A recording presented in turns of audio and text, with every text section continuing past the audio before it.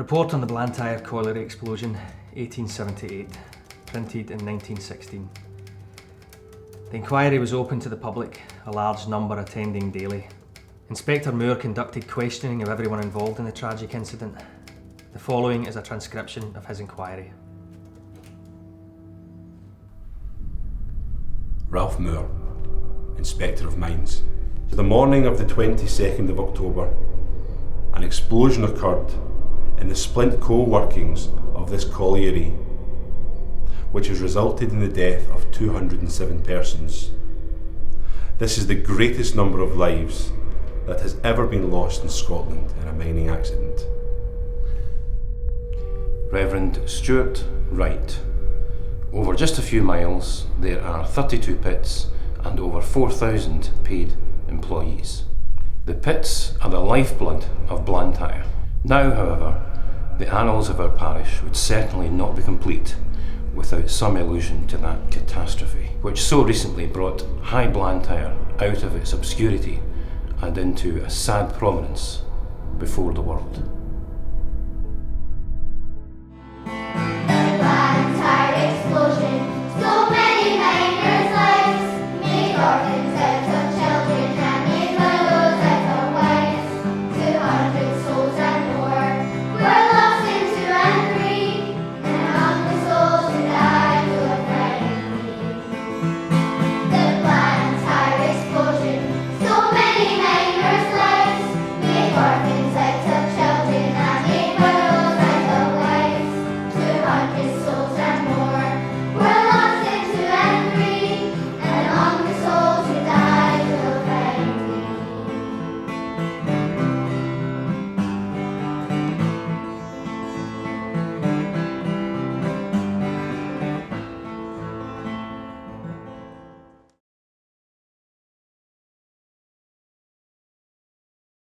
My name's Gordon Cook.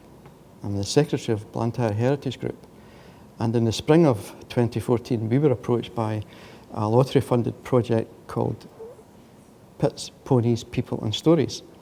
And the idea was to get people locally, young and old, involved in their heritage, particularly in mining heritage, and to remind people and educate people as to their past, because many people, especially young people nowadays, don't know that some of their ancestors were working miners in this area.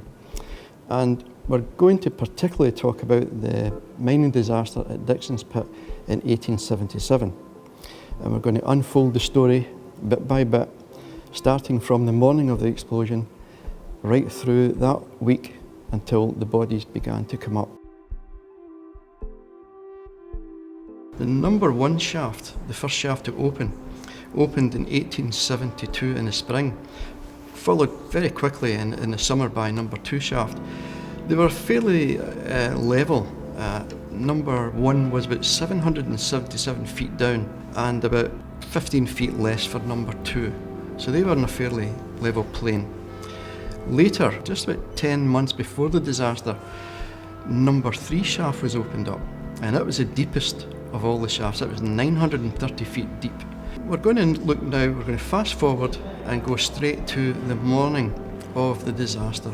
Because up until that time, about the 5 years or so that they had been working, there had been 1 or 2 small accidents, but the greater accidents had happened in England where they were said to be more gaseous. But in Scotland, as a whole, they were generally incident-free up to this point. A normal day for the miner would be rising about 4:30, and he would be at the pit about 5:15, and he would descend the cage about 5:30, be at his place of work for 6. But before that, there were checks made in the pit by the men who were experienced, who were called firemen, and they would check through all the workings. They would be down the pit about 4:15 in the morning. Nothing unusual, nothing to report, no sense of gas lingering about, although it has to be said that some of the men and some of the experts at the Court of Inquiry later on put a big question mark over these firemen. Now, 4 of these men never made it back up the pit. They died in the explosion, but 2 or 3 of them got back up. And When they arrived at the pit head, there was a famous incident. I say famous because it's been quoted so often, that Joseph Gilmer, the overman, is reported to have said, when asked about gas, said, "There is no danger, not a man will fall." Jock, pit oversman. 5 pits, hundreds of miners. You'd see them walking down to the pits every morning. They get their breakfast at the pit head. The fireman and I would declare all right, and the workers would descend. All was right that morning, and the workers went down the dark at 6. I ascended the pit with a young boy, William Ferguson. To all intents and purposes, everything was continuing as normal until about 10 to 9.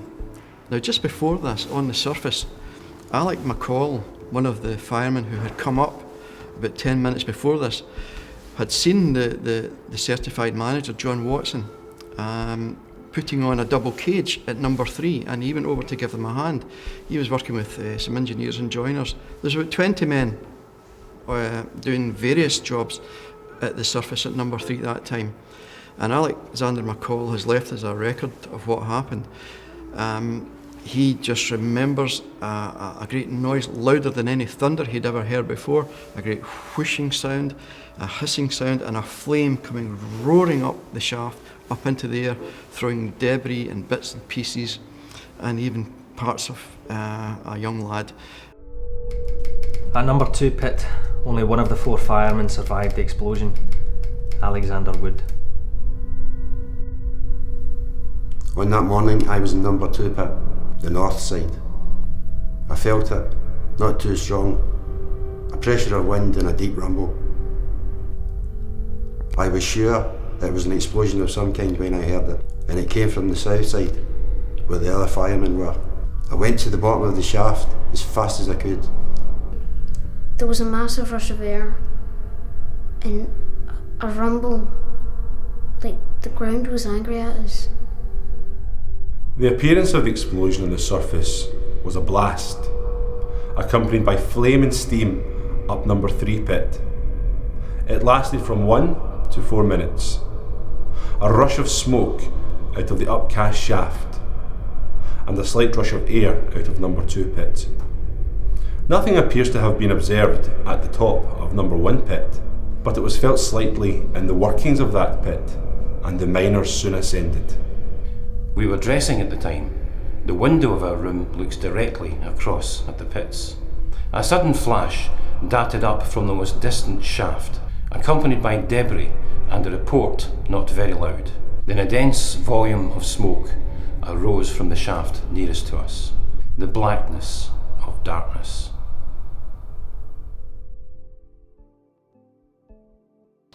From this time, and for the rest of the morning, what was left of it, and into the early afternoon, there were attempts made to get back down number 2 shaft to rescue some of these men.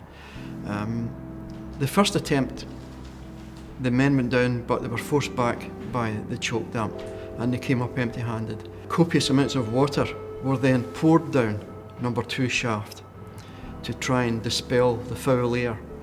And there was a call for volunteers, and it was a case of, holding them back because there were so many men wanted to get down there to help their mates. But they sent another party down around about 12 o'clock, and they managed to bring a body up, but they were also driven back. They didn't get very far, and the choke damp was obviously still there in large measures. I could scarcely describe it. I thought they'd been blown always down there. I saw several men lying burned. Few were alive. My friends were down there. The ponies too. It spread itself, a terrible funeral pall spreading itself across the plain. Again and again did gallant men descend to rescue, if possible, their buried comrades, but all in vain. I left Ferguson with Reverend Wright, went down the shafts. Number 3 was a mass of burnt dead bodies. It must have felt the brunt of the blast. Near the bottom, by the stables, I searched for anyone who might yet live. One of the men who was alive heard my voice and he cried, "Jock, give me a drink." I went to him and found he was William Gemmell. His hands and face were burned. 20 survivors come up from the north side. Once they were up, we went to the south. I could hear no cries of distress and no calls for help. No moans on the south side that morning. Nothing but great destruction. Though I dare say we were through the most of it. All the brave men went in for the friends, but they were all gone. 218, if not more, men and boys were killed, leaving behind them, to the mercy of God and man, 106 widows, 300 fatherless children, and 50 other relatives, such as aged parents who were more or less dependent upon the dead. Dependent upon the dead.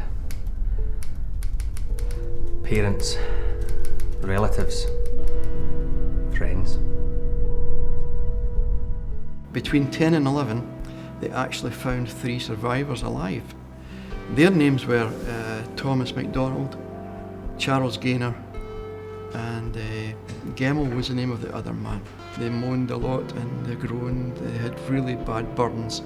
In fact, MacDonald complained, strangely, when he was brought to the surface, that outside he was freezing, he said, but inside he felt as if he was burning. The party below continued their search, and they brought about 15 bodies to the bottom of pit number 2 that by about 5:15 that morning.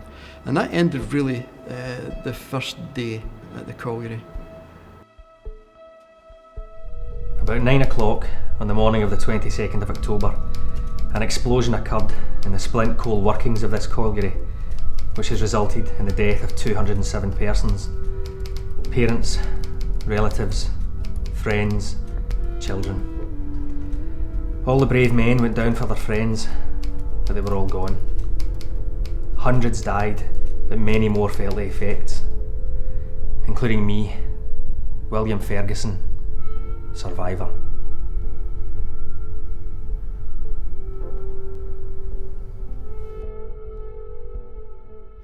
On Tuesday morning, there was another great crash in number 3 shaft, which added to the problem of clearing all this debris away. And in number 2, the rescue work continued, but they were still being hampered very much by this choke damp, which was accumulating again. But what they did was they tried to bring an air supply now down into number 2 by way of coupling up 7-inch pipes, cast iron pipes, and the engineers did this, and they took it down through number 5 shaft. The number 5 shaft was purely a chimney and an upcast shaft to take away the gaseous air and the poisonous fumes. They put this pipe down about 120 feet down this shaft into number 2 workings to try and clear the air and make it that men could go down into it. There were boilers at the top of the number 2 pit, and these were coupled up, and they blasted this steam in for hours, right through the night. This was blasting in to try to clear away this choke damp. By Wednesday morning, Mr. Moore had taken the decision to get everybody out of number 2 and close it, saying that it was far too dangerous because of the obstructions in number 3 and the lack of airflow there, and the still lingering presence of the choke damp. There were also periodic roof falls which were causing more gas to enter into these workings as well. Now, this didn't go down well with many of the miners, and some of the people by this time were desperate. They were desperate to get their relatives out, and they were desperate for information as well, which wasn't forthcoming, not even to the press. Some of the men were quite angry. Some were saying that they would go down, some were saying it's safe. Others, being a bit more reasonable, saying, well, the water's still rising in number 3, there's still gas there, maybe we should hold back a bit. But a telegram had arrived just before noon saying that Mr. MacDonald, the MP, was on his way. Now, Alexander MacDonald had a mining background, and he had been to many of the big disasters in England, and he'd seen all this sort of stuff before. And he appeals for calm. He appeals to them to be patient, and he tells them that he knows how they're feeling. He's seen things in England very similar to what's happened here, but he's also seen men go down, brave men, go down to help others, and they never come back up again.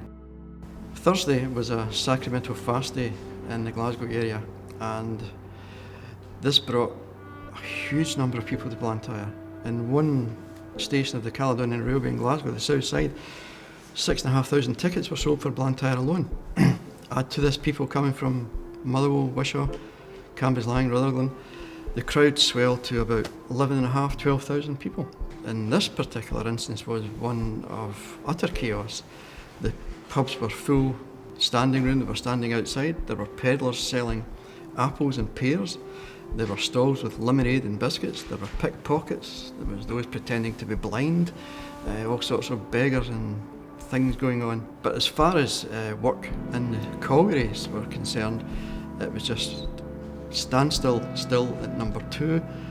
They had begun to fit an air shaft in to try and pump some fresh air in, and number 3 was laboriously slow as usual. Nothing to give hope in that direction.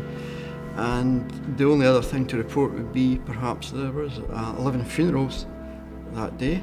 A lot more would follow in the weeks to come. By Friday, the crowd were much calmer.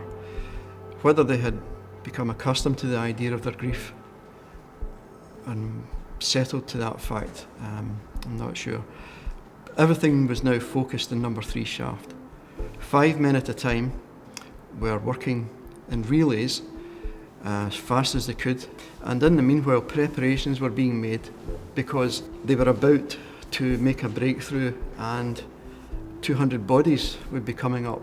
Wagon loads of coffins had been brought in through the night under cover of darkness from Glasgow and were stored near the offices. They had also built a shed to receive the dead, and tickets would be issued to allow the relatives to go in there and identify the bodies. And this would be restricted mostly to males. They would try to discourage any females from going in because some of these men were in a real bad state. In fact, some of the coffins bore a ticket that says not to be opened. The Procurator Fiscal was at the pit head, and he was one of the party waiting there for the reception of these bodies. And it was hoped that a breakthrough would be made sometime that night.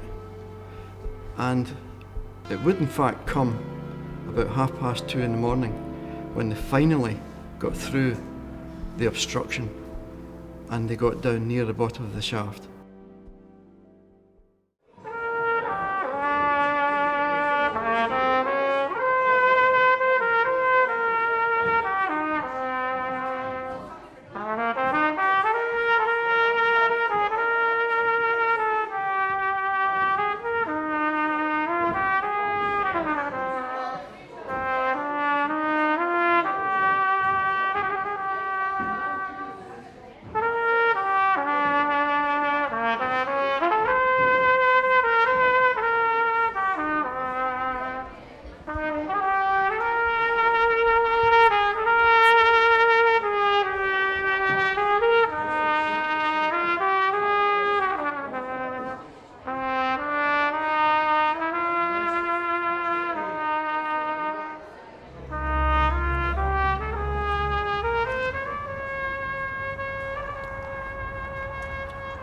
This is the site of number 3 shaft. To me, this is where all the action took place. It got the brunt of the explosion, and Reverend Wright told us the flames shot up like a volcano. Other eyewitnesses were the manager, the fireman Alexander McCall. The manager, Mr. Watson, was badly burned. They were standing right on the top of the shaft when the accident happened. And if you look over my shoulder there, you will see a darkening of the ground, a discoloration, and that's the exact site. And we know that because the mining engineers have been here recently and pumped concrete in and filled the shaft up completely because they're going to build here. But this is the site, and it became so busy with family and friends and neighbours around here desperate to help, desperate to get news. Somebody put it, a beautiful chaos.